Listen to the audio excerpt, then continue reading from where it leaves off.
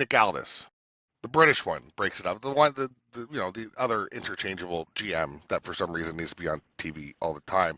Pat McAfee calls Jelly Roll belly roll, which was really funny. And he just says he's going to save the business with Randy Orton. I mean, Randy Orton's been around a long time. It's not like there hasn't been a chance to, like, I don't really understand what they're saving. Anyway, um, Pat McAfee walks out with the finger in the air. Netflix blacks out the screen. He's got his middle finger in the air to the entire crowd. Grabs the mic. First thing Pat McAfee says, I mean, he's healing it up. He says, San Jose, what a shithole. And, you know what? I'm in now. That was pretty funny. I know we don't need him there necessarily, but he says this crowd sucks for cheering for CM Punk.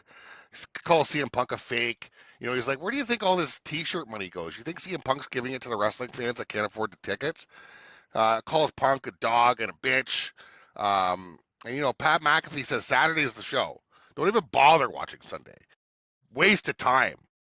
Because Punk's there. So Randy Orton's going to be main event Saturday, and he gives everybody 25% off. He says, you don't think I care about the fans? I'm giving everybody 25% off Saturday because Sunday is going to be a waste of time anyway. So just pay the ticket price Saturday. Don't come Sunday. You get 25% off. Pat McAfee just saved you money. Boom. Here comes Cody. Pat McAfee, singing Cody's song when he comes out, but not saying any words was genius. Cody says Pat doesn't belong. He says, great that Pat's having some fantasy time in wrestling.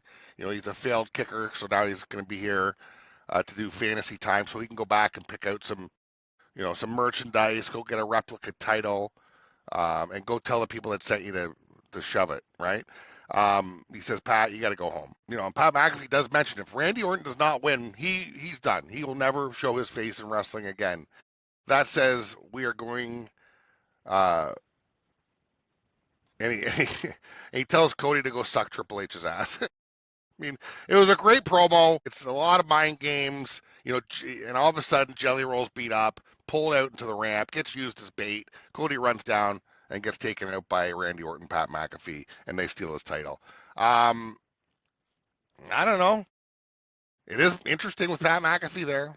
I mean, he's annoying as hell, but he is making it interesting, and the promos are pretty funny. Do we need him? No.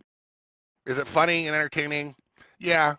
The Randy Orton match and Cody Rhodes match wasn't getting as much heat or as much fanfare as the Punk match, right? The Punk Roman Reigns match. That's why it's on the Sunday. And hey, they're doing what they can to sell match, and it's interesting. I gotta say, it's interesting. We got Vat2 versus Tama Tonga. It's a great little match. I love to see Tama Tonga in the ring more often. He does like a spinning DDT neck breaker type thing. It was crazy. I mean, it was like Tama Tonga kind of had the match most of the time, but Fatu was just too much for him with a huge Samoan drop and a pop-up power or a pop-up moonsault wins the match. And then Drew attacks Fatu from behind. Really long beat down of Fatu. Fatu gets claymored. It's just pulls out really long handcuffs him to the pole, beats him up more. The handcuffs keep coming unlocked. They didn't really test the handcuffs that much, but Fatu was so beat up it didn't matter what happened. So it was just an incredibly long segment of Fatu basically it got uncomfortable because it's like, is he gonna die? Like we want to see him in the match Sunday still, like, but it's unsanctioned, so like nobody even really came down to stop it. Like usually you get 20 guys coming down, you get all these ex-WWF AE guys, whatever, that have jobs with suits on now, running down trying to break things up, but that didn't happen for a very long time.